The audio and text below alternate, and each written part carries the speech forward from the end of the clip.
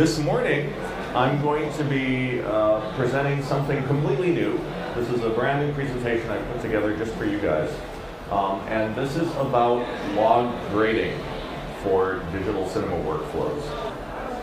So log grading workflows have kind of newly emerged for, I don't want to say lower end colorists, but for the rest of us who don't work at giant facilities. Log grading used to be the domain of large feature film workflows, but those workflows have trickled down to smaller facilities because of the newer generation of digital cinema cameras. But I find that a lot of independent colorists don't fully understand how log grading works. So for those of you who weren't here yesterday, my name is Alexis van Hurkman. I'm a colorist myself, and I'm also the author of the Color Correction Handbook, which I understand has actually been available here. So I would say for information about the book and other training I do and just the kind of work that I do in general, check out my blog, alexisvanhurkman.com. So let's get started. When I say log encoded media, and I hope it's easy enough to see on the screen given the lighting conditions, but I'm talking about logarithmically encoded media. In other words, media that is deliberately recorded with a compressed contrast ratio for a variety of reasons, basically in order to preserve the greatest amount of data. Now, all of you have probably seen log encoded media. It looks like the upper image, which is kind of dull and not very nice looking, as compared to the normalized image, which is down below. So the thing to understand about log encoded media and why it's actually a good thing, even though it looks so terrible, is because it's compressing contrast using a scheme that was originally developed for film. So the thing to understand about the original Cineon film transfer process is that film, depending on who you talk to, could have as many as, and I'm just paraphrasing here, say 12 stops of latitude. Whereas video, which is what you had to try and compress film into, could be said to have as few as 5 stops of latitude, depending on who you talk to. So the general idea, if I step past it here, is that you've got this much data that you need to try and squeeze into this much video signal. So the idea behind Cineon was to apply this kind of a smooth S-curve in order to squeeze that data down into a manageable file size without, or rather, in the process, losing as little data as possible. So the key thing to bear in mind is that when we're talking about log encoded media, we're simply talking about compressed contrast. It's as simple as that. And if you look at this image here, you can see what I'm talking about. This is a video image to the left, and I've applied a log encoding to the right. So here's what I want you to really learn from this slide is that this grayscale ramp that I've embedded in the image is represented by this diagonal line from 0 up to 100. This is just simply a linear range of lightness that exposes itself as this line. So what you can see happening is that when you apply logarithmic encoding, it's actually taking all of this highlight detail and pushing it down. You can see this curve is bending because the idea is you want to preserve the greatest possible range of midtone detail, because midtones is where people's flesh tones are. It's where all the detail of the image that you really care about is. You want to preserve as much of that as possible, but you also want to save some of those bright highlights because there's data up there that you might want to see. You might want to see what's outside the window, even though it's really bright. And the only way you can save all that super bright detail is by squeezing it in using the 10-bit encoding that we have available to us. And at its most basic, we are really just talking about a contrast operation. A contrast operation. I apologize for the dodgy wirelessness. So let's talk about workflow a little bit. Now that we understand that the whole point of log encoded media is to preserve detail, there are two ways that you can get log encoded media from the shoot. So the first way, depending on what camera you have, and I'm showing the Arri Alexa and the Blackmagic Cinema camera here because both of these cameras also have an option to record directly to either ProRes or DNx HD. Now the thing about recording to ProRes or DNx HD is that when you do so, you have two choices for how to record it. You can either record it linearly, in other words, you're recording to Rec 709. You're recording an image that's very much like what you would see on the TV. But the problem there is, even though the camera has a lot of dynamic range, video encoded files can't contain all that information. So the way to get around that is to use a setting on the camera to, instead of recording ProRes or DNx HD as video, record it as log encoded media. So when you record log encoded ProRes or DNx HD, you're setting the camera up to take most of the latitude it's capable of recording and squeezing it into a file that's easier to use, but it still has all that information. Now the other possible way of getting log encoded media is to use these cameras and record raw media. Now when you record raw media, you're effectively just taking whatever information is coming straight off the camera's sensor and recording it as is. So you're getting everything that the sensor is capable of recording in a larger file. Now from a cinematographer's point of view, raw is preferable because you're getting everything the camera is capable of recording. However, in post-production, raw workflows can be kind of a pain in the neck. Yeah, they can simply be a little more complicated, and for that reason, a lot of filmmakers, and especially a lot of people in broadcast, prefer to record straight to ProRes or DNx HD because you can record your media, give it straight to the editor, they can start cutting right away, and it's a very simple workflow.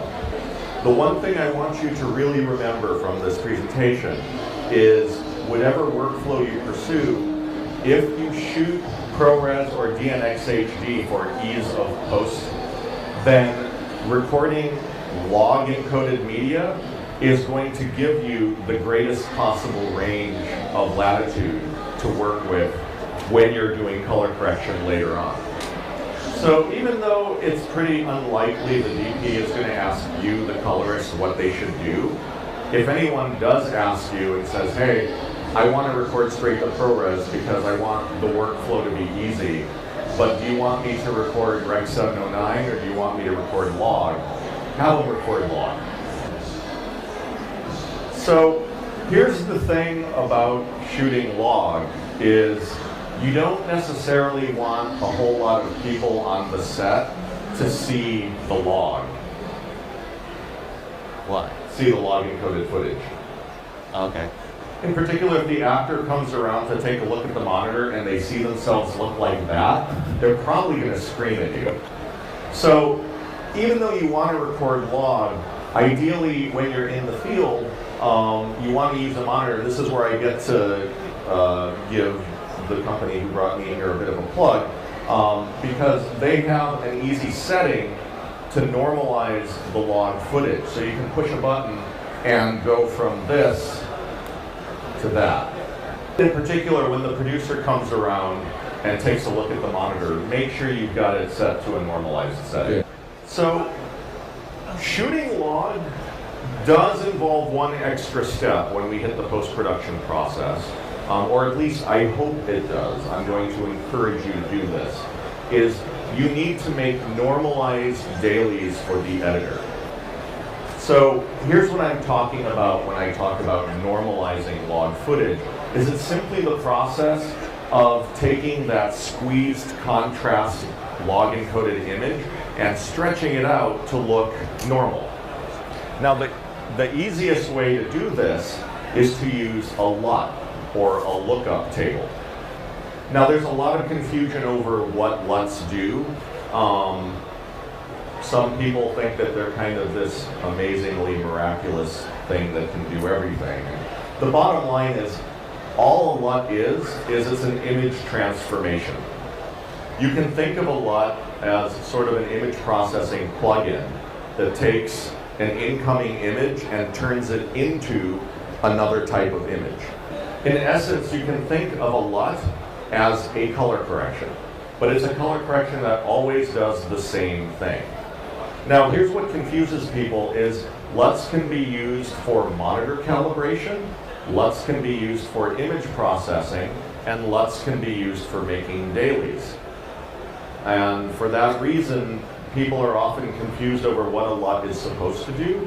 All you really need to remember, in my opinion, about LUTs is that they're simply image transformations. They take an incoming image, alter it, and output it according to the way that LUT is supposed to work.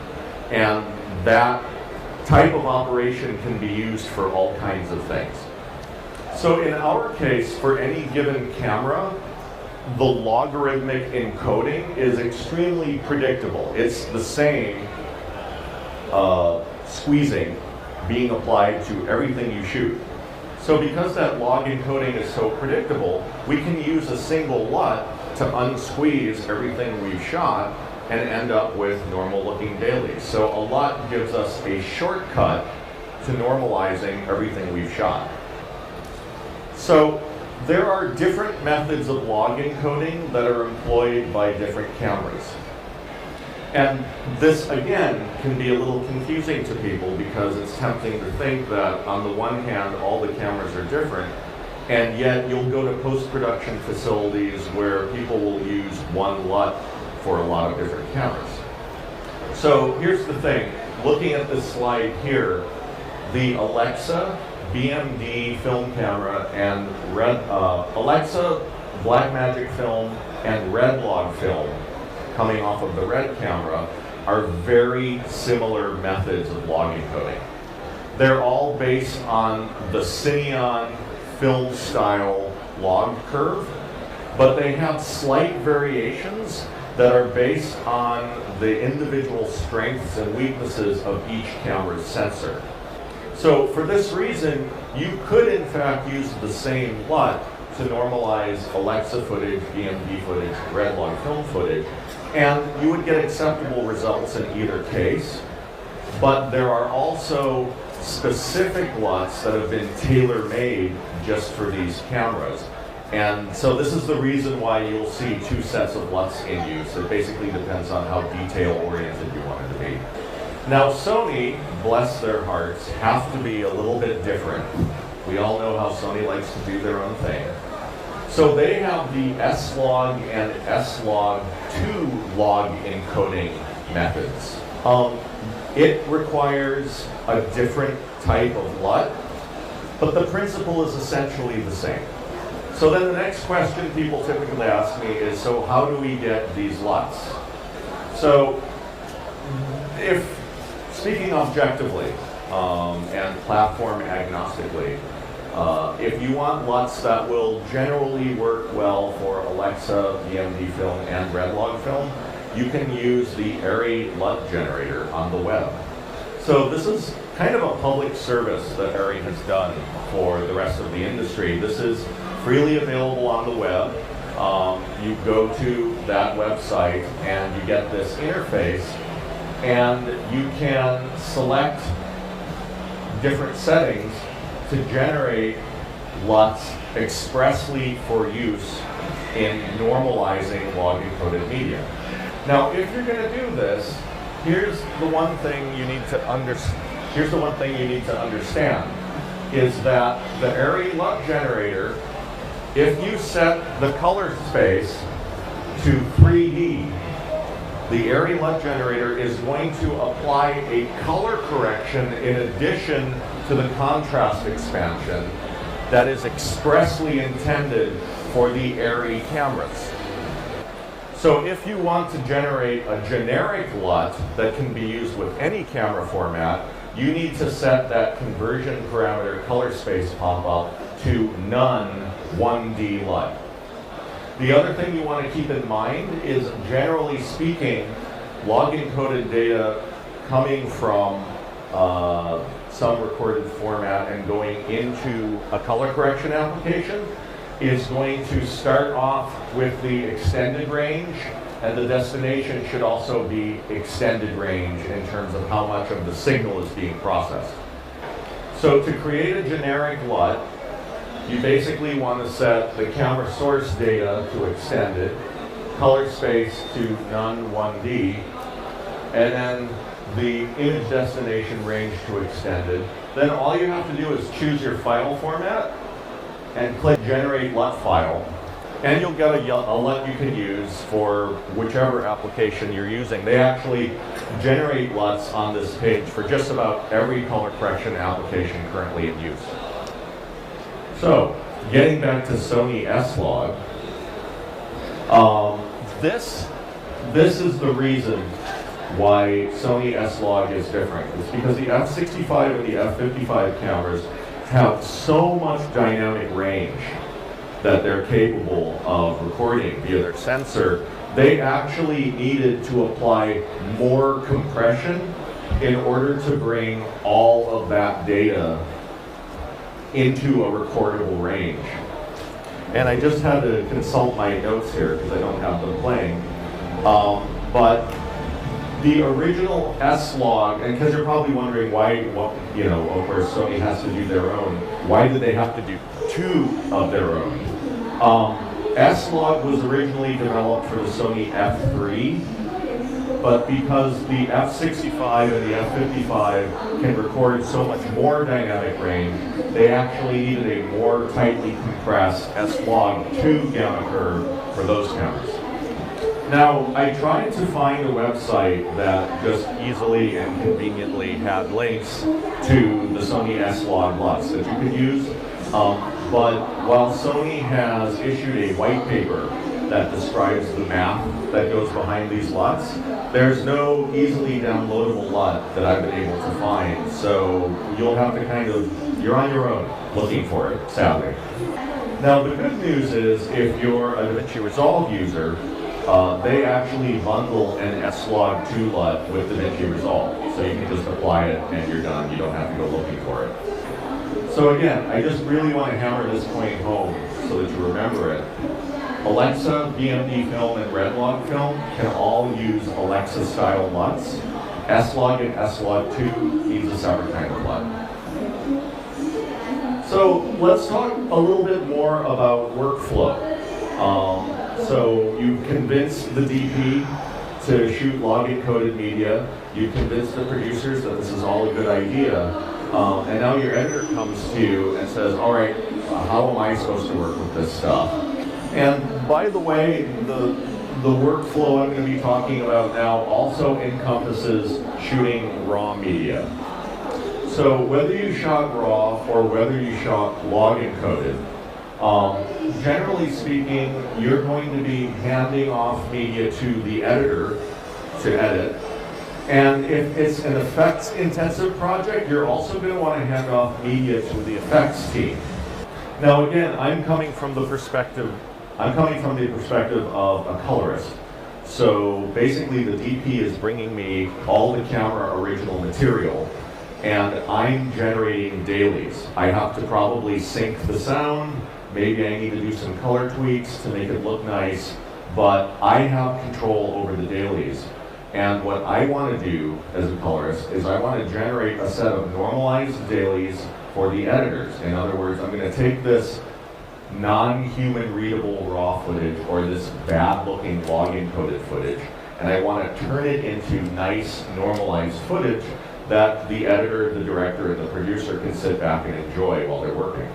Now, at the same time, I want to provide higher quality log-encoded footage to the effects artists who are doing the special effects, because I need them to have all the information they can to create really good-looking special effects. If I gave them normalized footage, I'd actually be chopping out some information and preventing them from being able to do the best work. Now, I've done this on a few films that I've worked on, where I've generated one complete set of normalized dailies for the editor, and then I've generated a completely different set of ProRes 4444 encoded media, log encoded media for the visual effects team. So whenever the editor took a shot and said, I need you to do some kind of digital paint to this shot, the VFX team had that shot all set up, ready for them to use. And they were cloned media, so the same time code, the same file names, the same real names, so I can later reconform from either set of media. So, once all of this has been done and the editors have their media and their editing and the VFX people are doing their effects, once all that's complete, I move into the reconform stage. And as a colorist, the whole reason I wanted people to be using log encoded media is so that I could eventually get that back to use for my grading. So what I'm going to do is I'm going to take the project that the editor created, load that up, but instead of conforming to the normalized media that I gave them, I'm going to be conforming to the camera original media and whatever log encoded visual effects clips the VFX team created for me. So as a colorist, I'll be using the editor's project, but I'll be using the camera original media and the log encoded visual effects media. So why log for compositing? Because that's a whole other part of the tree. This is why. If I look at, this is an F65 clip, and I'll actually show that to you in an actual demonstration after the slides are done.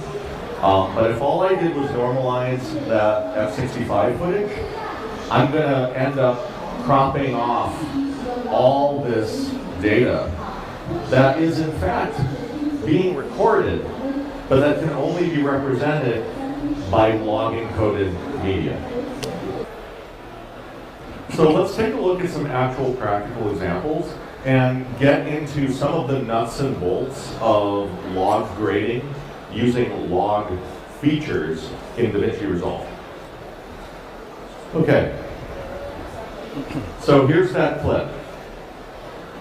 And right now, what you're seeing is the log encoded version of the media. I'm going to shrink this scope and just keep it off to the side so you can see the contrast range that I'm dealing with. So these clips that I have right now in my timeline, I have a combination of log encoded ProRes clips and actual camera raw clips. So you may ask yourself, if I've got camera raw material, why don't I just decode camera raw straight to Rec 709, for example, and dispense with this whole intermediate process of having to normalize the media, because I'm actually bringing pretty high quality data in from the raw, even going to Rec 709.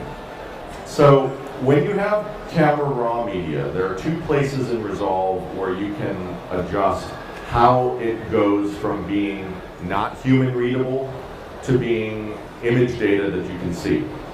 So if I go into my project settings, I actually have a camera raw panel. So I can go into the Sony raw project settings, and I can choose on a project-wide basis how all Sony raw media should be converted. So if I set this to project, you can see inside of Gamma, I can choose Gamma 2.4, 2.6, Rec 709, here's S-Log and S-Log 2, or linear. Now there's another place I can choose these settings from. I'm going to set the project-wide settings back to camera. If I make changes here, I'm affecting every Sony raw clip in my whole project. However, back in the color page, where I have all my color adjustment controls, I also have a palette dedicated to clip per clip raw settings. So for example, if I choose raw decoding settings that work for pretty much every shot in the project, no problem, but I've got 3 shots that I want to choose different settings for, I can use this palette to alter just those 3 shots. Okay, so here's what I'm talking about. I can choose any gamma I want to decode this raw footage. So I could, for example, choose Rec 709. And I've blown this window out. So you can see at the top of the parade scope, I've got all this information that's now being clipped out. However, this is retrievable data. Even though it looks clipped, I can actually bring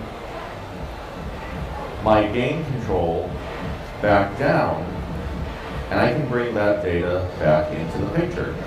But now you can see I've got this weird balancing act, right? I can bring all that highlight data in, but now I've compressed all of my shadows really down tightly. Because again, I'm trying to take this much information and squeeze it into this much picture room. So I could play games here. For example, I could go into my windows. I can just create a big rectangular window for the top half of the screen. So now I'm bringing that highlight detail back out through the window without losing my couch because I'm making a selective adjustment. So I can play these kinds of games and I can make direct Rec 709 decoded raw media work for me, but it's not necessarily optimal in terms of getting all the image data I possibly could. So if I go ahead and reset this, go back to my camera raw settings, and instead choose S-Log2, now you can see I'm bringing all that image data back in, and I'm doing so in a way that's giving me a lot more subtle image information in the shadows. And that's the best way that I can explain the advantage of going from raw to log encoded rather than just going straight to 709, because you actually get a little more subtle image data. Now, it's more time consuming to grade log footage, but you can get a higher quality result. So it's kind of a time versus money issue, right? If you're in a hurry, then log encoded workflows aren't maybe necessarily the best. But if you really care about quality, log encoded workflows will give you the most quality you can get. So let's take a look at another clip and take a look at some actual grading. So this is a clip from the Blackmagic cinema camera. So it's a face, there's going to be a lot of fine detail here. Generally speaking, when an actor's on the screen, you really care about fine gradations of image tonality. So with this particular clip, the first thing I'm going to do to set up my log encoded workflow, and I'm going to use multiple nodes just to make it really obvious what's happening. I'm going to add another node, and in the second node, I'm going to right click, and I'm going to apply a LUT. And in this case, I'm going to apply the Blackmagic Cinema Camera Film to Rec 709 LUT. This is the one that was made for this camera, and it comes built into DaVinci Resolve. So I apply that LUT, and instantly, I get a nicer looking image. If I take a look at my video scopes, I can see that I'm not quite clipping anything out, so that's good. And that just happens to be the way that this image is exposed, so I've sort of lucked out. This isn't always going to be the case. If I go to another shot, I've got this pool shot, I can do the same thing. I'll add a second node, and inside of this node, I happen to know that this is an ARRI clip, so I'm going to choose the ARRI Alexa log clip. Actually, I'm gonna force this. All right, so I'm actually using a different LUT to make a point here. There are going to be cases where you're going to apply a LUT, and because the original range of lightness in the image was pretty high, you may actually see data be clipped by your normalizing LUT. Now, a lot of people panic when they see this. However, this is the reason why I attached the LUT to a second node with this unused node that comes before it. So right now, node 1 is affecting the original logarithmically encoded data. Because I can access the data before node 2 is clipping it out, I have the option of using node 1 to go ahead and bring that data back in. So that's the big advantage of having a color correction application where you can work in stages, because you want to have an operation before your LUT and then operations that you can apply after your LUT. So let's go back to this clip of the woman's face. With this clip, I'm going to point out that there are actually two kinds of controls in DaVinci Resolve. There is a log set of controls, and then there's the video set of controls. Now this isn't particular to DaVinci Resolve. Actually, there are several applications. Autodesk Luster has a set of log grading controls. Filmlight Baselight has had a set of log grading controls for a really long time.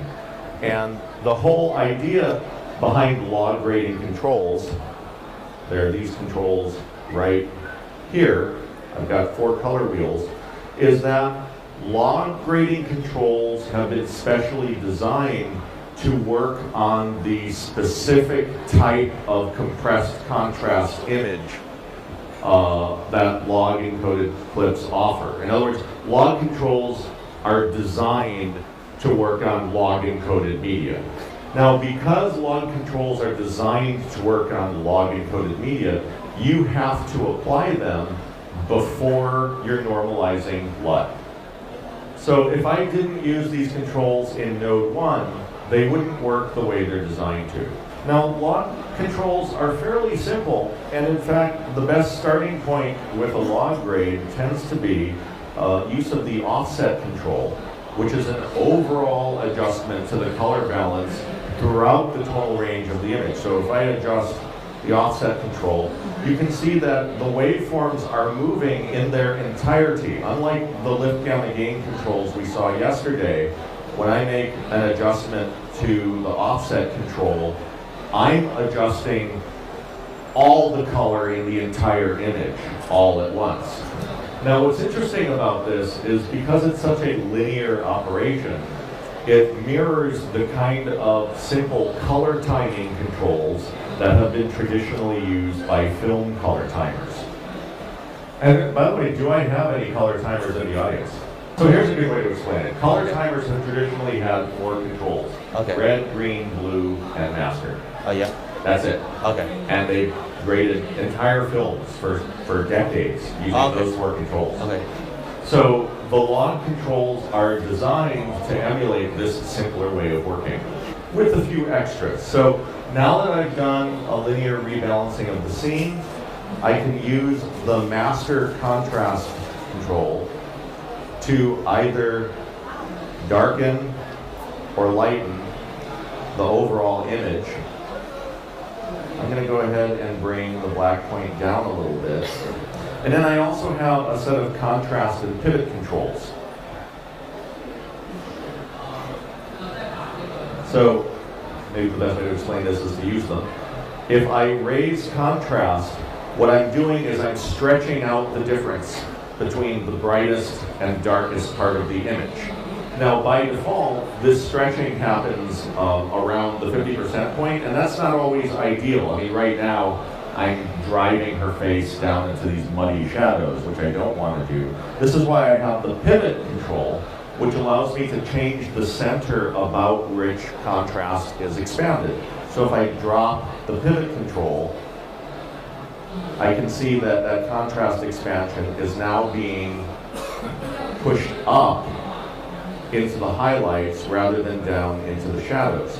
So using contrast and pivot together, I can expand image contrast in a very controlled, very linear, naturalistic way. And as I make these adjustments, DaVinci Resolve is doing me the favor of compressing the highlights and shadows so that I don't hard clip anything out. Now with this done, because the controls are so much simpler, I can achieve a more naturalistic result than sometimes I might get using the video controls, which let me to apply all kinds of non-linear adjustments to the highlights and shadows. I can do things with lift, gamma, and gain that no film color timer was ever able to do.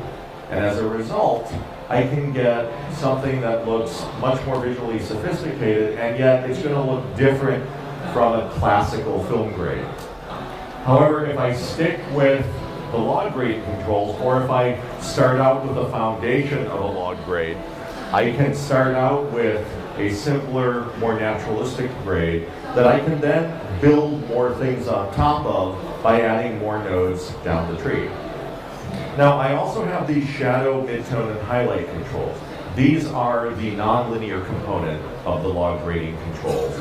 But what's interesting about them is, unlike the lift, gamma, gain controls, which overlap very broadly when you make an adjustment, these controls are much narrower. So for example, if I don't like the tone in the highlights, say I want to neutralize it, or I want a cooler light in the highlights, I can grab my highlight control and rebalance it. And you can see it's making a very specific alteration. Similarly to the highlights contrast control, you can see it's just affecting the very top part of the signal. It's very specific. So using these controls, I can make very, very narrow nudges to the image to correct for any highlight or shadow contamination that might result from the giant linear adjustment made with offset. Bottom line, all of these controls work best when they are applied prior to the normalizing LUT. Now, you don't just have to use a LUT to normalize an image. You can do the same thing using the curve controls. So, and there are some colorists who prefer using curve controls because then they can really hand sculpt image contrast to be just exactly the way they like. So here I've got a log encoded ProRes clip, and I'm going to go ahead and grade this the long way using my giant curve editor control. And what I'm going to do is I'm going to build the kind of curve you would need to normalize the material. So the thing about building your own curves is that a simple S-curve isn't necessarily just going to do it all on its own. And in fact, oftentimes, you don't necessarily want to start out with just a curve. If I show my scopes, the way I tend to like to work, I'll go ahead and expand image contrast in a very linear way. I'm going to switch over to lift, gamma, gain. So I'm just going to stretch out image contrast by parking the black point down towards 0 and parking the white point up towards 100. So I'm just stretching image contrast out overall. So this gives me a good starting point, but the image still looks flat. This is when I turn to curves. The thing to bear in mind about curves is that curves are really adjusting the mid-tone of the image.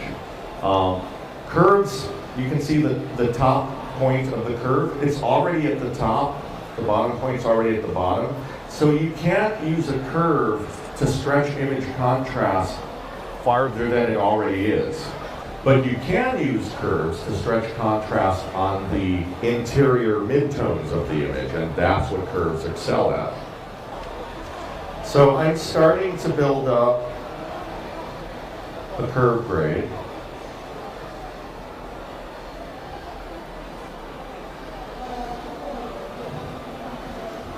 This is a high contrast image to start with, so I want deep shadows, but I don't necessarily want to clip out too much detail.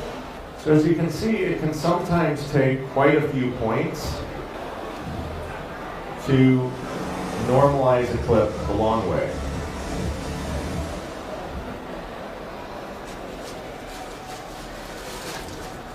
Now, when you do this, when you work in this way, you really want to pay very close attention. I'm going to step by you. Yeah. You want to pay very close attention to the transition between light and shadow. Because when you make a many point curve adjustment like this, it's very easy to accidentally go too far and start contouring your image in a bad way. Start getting weird looking results. So you can see I've got this one point here, and as I move it around, if I go too far, I can get something really unpleasant looking. But if I find exactly the right sweet spot, then I have a nice, smooth tone. So the advantage of normalizing using a curve is that you can do exactly what you want. The disadvantage is you have to be extremely careful. Now, with this done, this is just another normalizing operation. Right? It's as if I applied a LUT. I can still go back to node 1, open up my log grading controls, and I can start playing some games. If I want to warm up the image, I can do that. If I want to use the highlight control and maybe I want to pour a lot of yellow light into those highlights, I can set that up. If I want to add a little bit of blue to the shadows, I can do that. So I can create some pretty dynamic looks using these log controls. But then on top of that, I can add another node after my normalizing operation. And after my normalizing operation, I can use any other tools I want to continue building on top of that grade to create the kind of look that I want. So if the client tells me, I like what you've done, but I kind of wish the midtones were a little brighter, I can go ahead and use the gamma control. So the advantage of any application, such as DaVinci Resolve or Baselight, where you can apply multiple successive operations, is you can combine all the tools as needed to do whatever operations you need to do to achieve the look you want. So there's just one other thing I'm going to show you, and that is, if I go back to the log controls, there are typically a set of low range or high range parameters. Different applications call them different things, but these parameters let you redefine how much of the image is affected by the highlight control versus how much of the image is affected by the shadow control. So just to make a point, I've gone back and selected node 1 so that I can work on the log data again. And I'm going to move this down here. I'm going to widen the high range so that I can make a bigger adjustment to the highlights of the image. And you can see as I adjust the high range, I can have that operation affect more or less of the image. So, bottom line, the log controls are very powerful, but they're designed to work on logarithmically encoded material, and they work best when you apply them prior to a normalizing operation, which can either be a LUT or a curve operation. And in essence, that is the log grading workflow. This is the only extra thing you have to bear in mind when you're working on log encoded media. The bottom line is, typically you want to monitor a normalized image so you can see what you're doing, even if you're working on an adjustment prior to that normalizing operation. If I hadn't normalized the image in node 2 first, I'd be stuck trying to grade something that looked like that. So the simplest log grading workflow I can give you is to first normalize the image, then apply whatever log grade you want to prior to that normalizing, and then add whatever other operations you want to after the normalization. Now, I've been showing you all of this with 3 nodes just to make it easy to see, but one thing you want to keep in mind if you're a DaVinci Resolve user is that inside any node, I've been applying LUTs by right-clicking a node and using that node to apply the LUT. Within any given LUT, within any given node, the LUT that you apply is actually the last operation in that node. Of all these controls, the wheels and the curves, and the LUT is the very last thing that node does. So all of these other controls are sort of like nodes before the LUT. It's just inside of that node. Okay. The order of operations are this stuff, then the LUT. So even though I've added a LUT to the same node, any of these controls are pre-LUT controls. Okay. So anyway, you can see this because even though I've applied the LUT, which is clipping the signal, you can see that hot highlight. If I reduce contrast, I can bring all that detail back in. So all of the adjustments that I'm making inside of this node are happening prior to whatever that LUT is doing.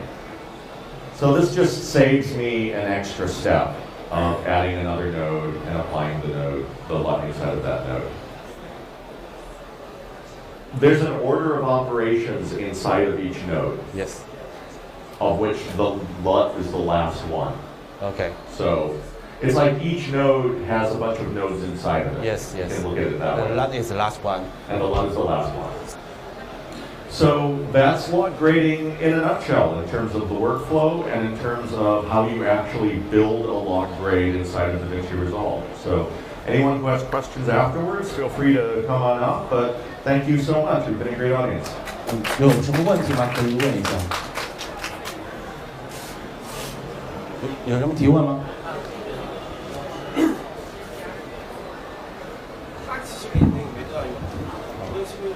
有提问吗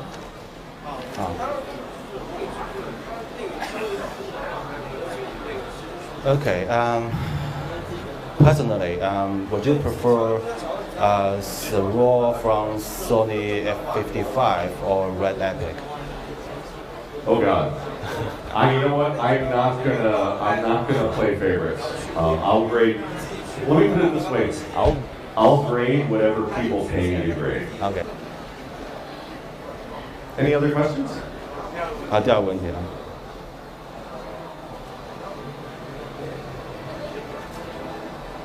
这个问题是我在处理索尼RAW调色时，常感觉和其他三种RAW的差别很大。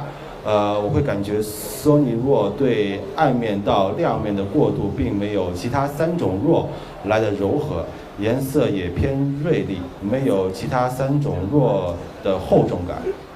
所以要麻烦 Alexis 说一下索尼调色时候的一些小技巧，是吗？ My feeling about the raw formats is the results you get are really dependent on how you turn the raw data into normal data. Again, I hate to pick favorites because there's so many different ways of pushing and pulling the data. Most of my clients have been Red Epic shooters, just by coincidence. That just happens to be the people I know. And my experience with the Red Epic RAW has been very good.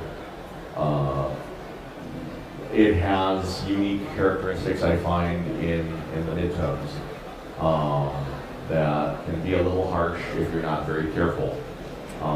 But it's just one of those things where I've learned to try and make very careful adjustments and keep my eye on that contouring. So if I start seeing contouring, then I change how I'm applying contrast. I haven't graded enough Sony footage to really have a strong opinion about it. I've graded enough to be pretty impressed at how much highlight detail it retains. But that, again, you run into this issue where there's so much data, you can't put it all on screen at the same time. So it's not as easy as just going squish and everything is just right there. You need to be really selective about, okay, this portion of the picture, I want more mid-tone detail. This portion of the picture, I want more highlight detail. I would suggest that you're probably going to get the smoothest midtone detail by going from raw to log rather than going from log straight to 709. And the reason for that is because that transformation has been designed by Sony to put the greatest amount of detail into the midtones. 到达后期调色的步骤的话，它可能还是就是说我们想把索尼RAW的格式调成跟原来 RAD 的那种感觉也是很难做到的。This is almost more of a philosophical question. Okay. What I would suggest is if the goal is matching Sony footage and red footage in the same program, that's one challenge. But my general philosophy of grading is I try to grade every type of camera material to look the best that it can, you know, rather than trying to push it into the mold of some other camera. And that tends to be my approach to grading in general is I grade based on the scene at hand, based on the program at hand. I like to try and create the best look for that DP and that camera and that day, rather than trying to say, oh, I want this to look like a Sergio Leone film for no particular reason. You know what I mean? Yeah, I know what you mean. Yeah. 这位先生的问题是在使用 LOG 格式调色之前，前期录制时对灯光的要求有哪些技巧？ You know, this is actually a misconception that I hear quite a lot, and that is that somehow shooting log footage is different from just shooting anything else. From the DP's perspective, in my opinion, the DP should have the freedom to light the scene however they want. I mean, there should be no difference between lighting for a film 30 years ago and lighting for a digital camera now. Like, it's all about controlling light, controlling shadow, you know, creating a pleasing interplay of light and shadow. That's the job. And it's no different. I mean, you know, the lighting instruments change and you have to be a little more sensitive to the kind of colors that a particular camera is going to pick up. But in terms of, like, is there a difference between log encoded footage and non-log encoded footage for the shooter? No. All log encoded footage is to preserve the greatest amount of picture detail from the set. That's the goal.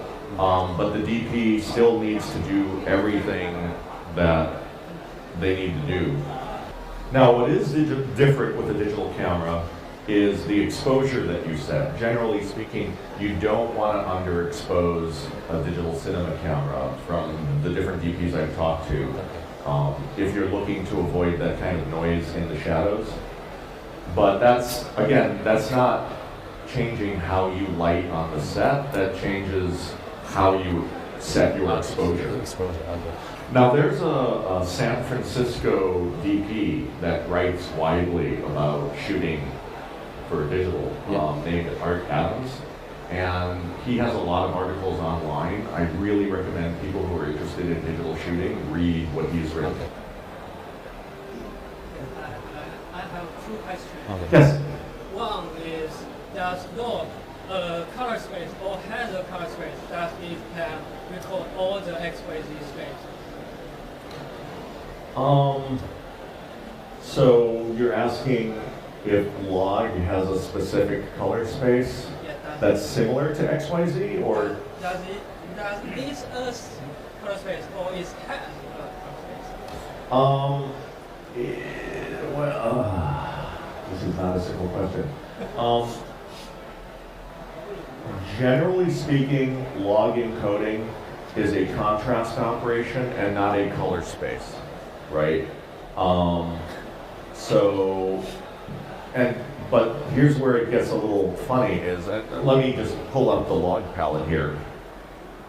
你可以用你的中文来提一下问题，就是让那个现场观众都知道一下。我想问他的问题就是，log 它是它是一种色彩空间，还是说它包含了一种色彩空间？就是说，大家都知道，世界上所有的颜色呢，总称CIE 叫它叫 XYZ 空间，就是说 log 能不能记录这所有各种各样的色。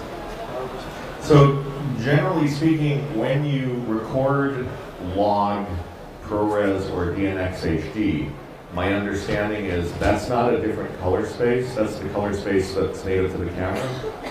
It's just a compression of contrast.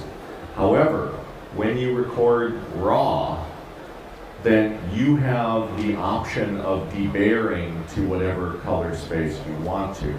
And those options are exposed in these controls here. You'll see there's a separate color space setting and a separate gamma setting. Now, a lot of raw debayer settings link the two, right? So, for example, with Cinema DNG, if I choose a gamma of BMD film, the color space is automatically BMD film. It's not a radically different color space, but it's definitely kind of the ideal color transformation for that camera's sensor.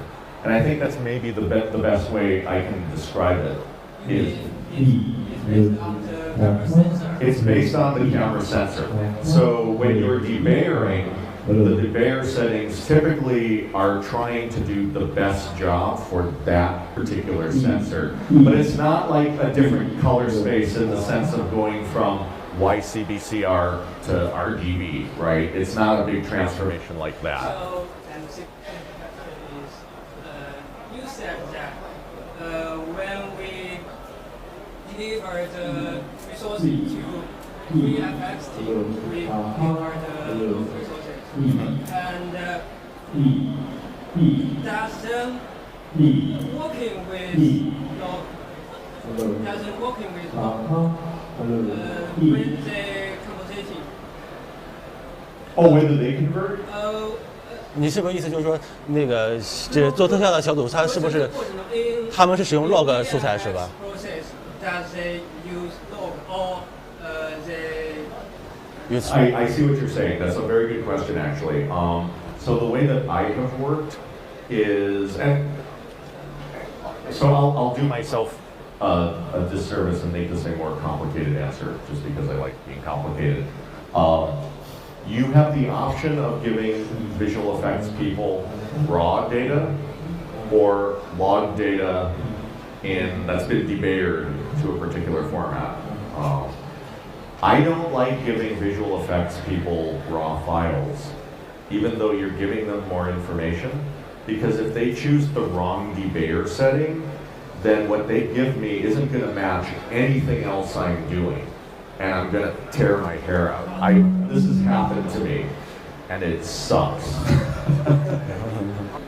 So what I do is I debayer to a high quality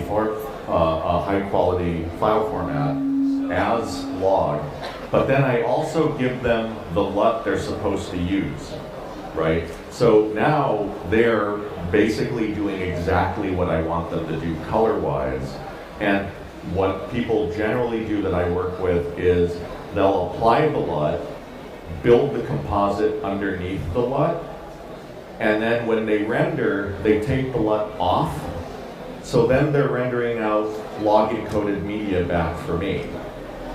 So for them, they just use the LUT to preview what they're working on, but they pull it off before they render the media so that they can deliver log-encoded media back to me for my color correction session. And depending on what program you're using, for example, if you're working in smoke, you can actually turn on a log-to-lin function in the viewer. So they don't even use my LUT. They just turn that on, they work, they turn it off, and they render. In After Effects, you can apply a LUT as an adjustment layer on top of everything else you're doing, and then you build it all up, and then you pull off the adjustment layer and render that out. So one more question, and then I have to call it quits. 最后一个问题。特效组把特效做完之后，拿着他的肉的格式回馈给他的时候，是给他几个格式，重新从他们软件。什么格式对吧 ？Okay. What format does the visual effects team export it to you? Most of the people that I work with, I'm a Macintosh-based post person, so I like ProRes, and I typically use ProRes 4x4 Arrays 4444. It's a good high quality format. I'm working on a short film of my own right now, and everyone's using 4x4, and I'm getting terrific results. So it's a nice format to use. Yeah. That's just me though. I mean, there are other people who prefer to work DPX. DPX files, it's an image sequence, so it's a little less convenient to work with, but it's completely uncompressed. So I know, I mean, generally speaking, Hollywood post houses do everything DPX. So anyway, thank you so much, and I'll be doing another session this afternoon. 今天下午3点到4点是会讲那个2级调色。